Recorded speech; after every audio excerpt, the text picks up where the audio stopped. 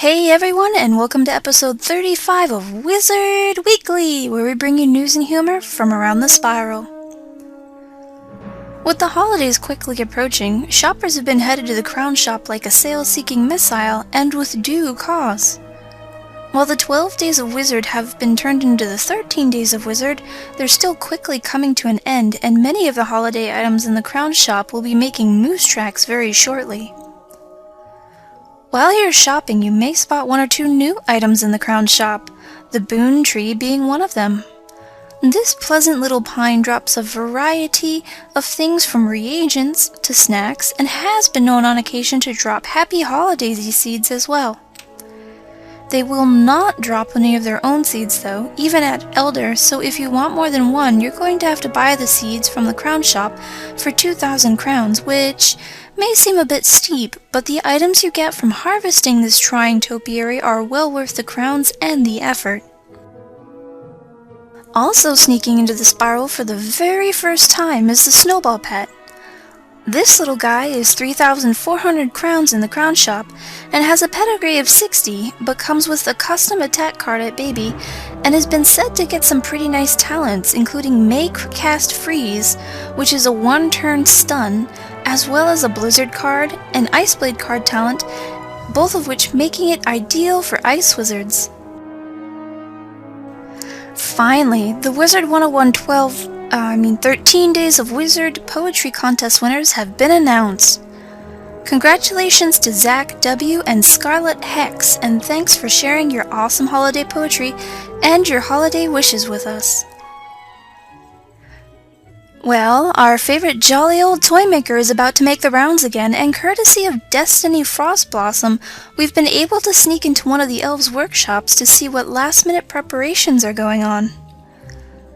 Elves skip merrily to and fro, putting the final touches on toys for the good little girls and boys, and it looks as though a bumble has stumbled in from the cold to warm up by the Christmas tree. Destiny's imagination made her dorm room the perfect homage to the holiday season.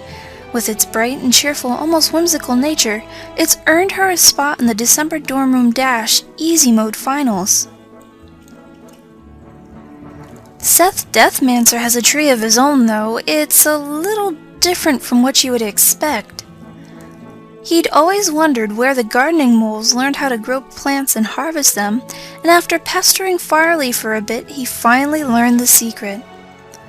He's created this private school to pass that knowledge on to those who share his passion for gardening. Seth has worked long and hard on making his gardening tree just right, bringing the outdoors inside. His perseverance and dedication really paid off because he is the last of our December Dorm Room Dash Hard Mode finalists. So over the last 4 weeks, you've seen 8 fantastic dorm rooms, and congratulations and a big thanks to all of our finalists for submitting their terrific creations. It's not over yet though. The hardest part has just begun. Under this video, you will see 2 links, Dorm Room Dash Hard Mode and Dorm Room Dash Easy Mode. Clicking these will bring you to a thread with the 4 dorm rooms from that category in it, and I'd like you, our viewers, to watch those and vote on your favorite ones. You can pick one from each category once, so make sure you pick the one you really want to win. At the end of the week, the wizard whose room got the most votes will win 10,000 crowns. We'll redisplay the dorm rooms one more time in Wizard Weekly on the 30th of December, and after that we'll return to our regularly scheduled program, Better Homes and Gardens. I snuck a peek at the thread, and there are some beautiful homes to ring in the new year. I can't wait to see them in person. I kinda understand how Santa feels, 'cause you guys dropped 5 pages of letters on me this week in Letters from the Spiral. I did get through them all, and I found a bit of a brain bender from Jeremy Firecloud to start us off with. What would Wizard 101 be like without PvP? It would affect different wizards in different ways. There are some who go into the arena just to play with friends, have a good time, and maybe score some neat-looking gear while they're doing it. These guys aren't in it for the Khainite statues or the warlord armor, they're just, they're there to have a good time. These witches and wizards wouldn't really be affected. They just have to find something else to entertain themselves in the game, and that's not really too hard. I mean, sure, things could get tedious after a while, and, they could get bored with it, but there's always something else to do. Speaking of tedium, you know that lull between worlds where you finished with one and now you're waiting for the next one to come in? A great many wizards keep themselves occupied with PvP to keep themselves from getting bored in that expanse of time. I'm not talking about the social players who do contests, fashion shows, house parties. I'm talking about your average player here, the guy who has maybe 5 friends in their friends list. It's a great challenge. It keeps them sharp. They don't really have to clean out their bags every 5th battle because, they're full again, which happens a lot out in the spiral. These guys could probably, pack up and leave in the off-season, returning when, the new world came out, beating it, and then going and leaving again. This is where PvP becomes somewhat important because it's keeping that rather large number of players in the game between worlds. If each wizard's contribution to Wizard 101 is another drop in the financial bucket, imagine maybe half their player base leaving for months at a time between new content releases because, they had nothing left to do. I'm not going to say that, it'd financially wreck them, but it would certainly put a squeeze on them that, would choke back some of their releases and would kind of put a damper on the quality of the things they could release because they may or may not be able to pay for the latest and greatest graphics, or gameplay, or servers. Finally, there's the PvP diehards. And if PvP didn't exist, they wouldn't either. These guys eat, breathe, and sleep for putting the hurt on someone else and testing their skills to the max against other opponents of equal skill level. They only quest if it's absolutely necessary, and they generally stop at a certain level, or when they get a certain spell that is absolutely pivotal to pwning people in the ring. There's some really crazy ones out there too, guys and gals who just, make your jaw drop when they step into the arena. These guys go to extreme lengths to get the best gear, the best pets, and the best deck compositions just to wreck people. They don't account for a huge amount of wizards and witches, but they are pretty strong in number, and if PvP didn't exist, they probably wouldn't even have left the free-to-play zones if they even finished them to begin with.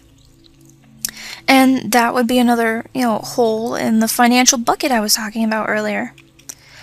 Fan sites would also be a little bit less exciting because there's only so many things you can do to pit a wizard against another wizard without PvP, and eventually, your average wizard is going to get tired of scavenger hunts, tired of hide-and-seek and form games, and they'll just move on. So it would also ripple outwards and impact them if PvP didn't exist.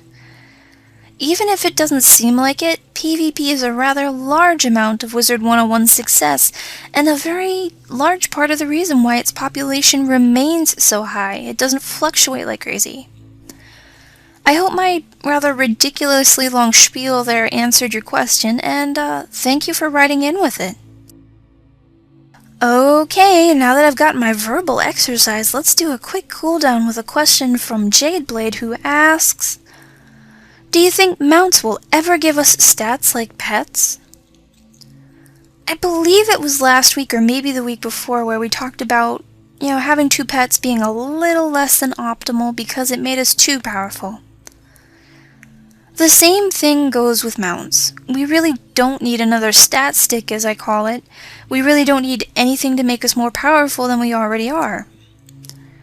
We were a little overpowered towards the end of the last expansion because we had this crazy gear from Waterworks, from Wintertusk, and finally we got the ring and the dagger thingy from Tower of the Elephant.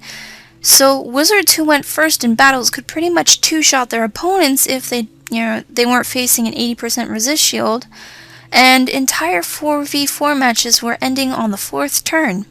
It was pretty messy. KingsIsle has deliberately dumbed down the Safaria gear so we don't run into that problem this time around, at least right off the bat, and having one more stat item would kind of void the little experiment they're doing with that right now. On top of that, you run into the problem of which stat goes where, and would it be fair to the people who couldn't afford them? What happened if you wanted to combine mounts with other mounts? KingsIsle would have to put an entire system like the Pet Pavilion in place so we'd be able to cultivate and nurture certain skills within our mounts, and that's not really something I see them doing.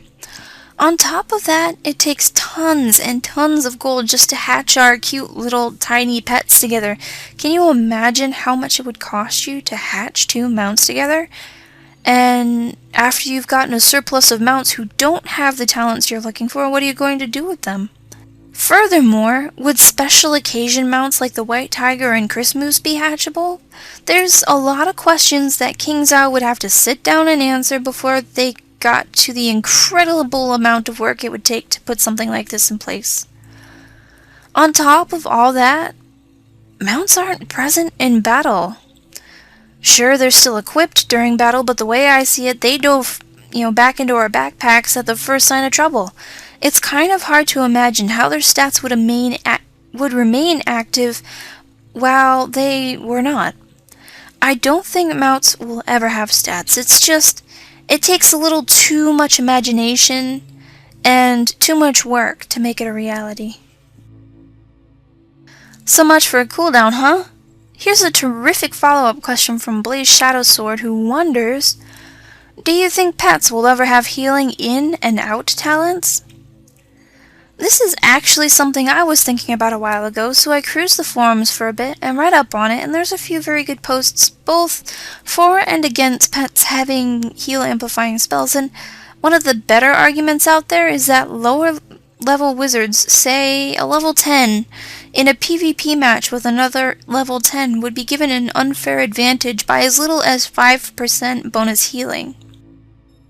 One scenario involved 3 fairies, which when boosted by a 5% incoming or outgoing heal would do 20 more healing roughly. Big deal, right? It's 20 health points. After 3 fairies though, that's 60 more health, and at level 10, 60 health is a big deal because you don't get power pips at level 10, or if you do, you're incredibly lucky. You also don't have that many cards at that level, so everyone counts. You can't really, toss them out left and right for the ideal hand like you can in the big leagues, so if someone gets 60 more heals in, the 3 turns, that's 1 more attack that you have to use to kill them, and, if that wizard had 7% incoming or outgoing healing on their pet, that would do the same thing to you in about 2 moves. It wouldn't be a game-breaking deal, but it would put some wizards at a disadvantage in some situations, and I think that is the reason why we haven't seen, nor will we see, health amplification on pets. Alright, ladies and gentlemen, guys and gals, I hope you enjoyed this episode of Wizard Weekly, and I'd like to wish all of you a happy holiday season with joy and warmth to you and your families. If the holidays aren't your thing though, well, have a terrific weekend. Bye! I cast Freeze, which is a 1-turn stun, as well as Blizzard card, and okay, I got this. Didn't learn the skill you wanted. Furthermore, what would special occasion mounts like, 13 days of wizard poetry contest has been a winner's, messed that all sorts of up.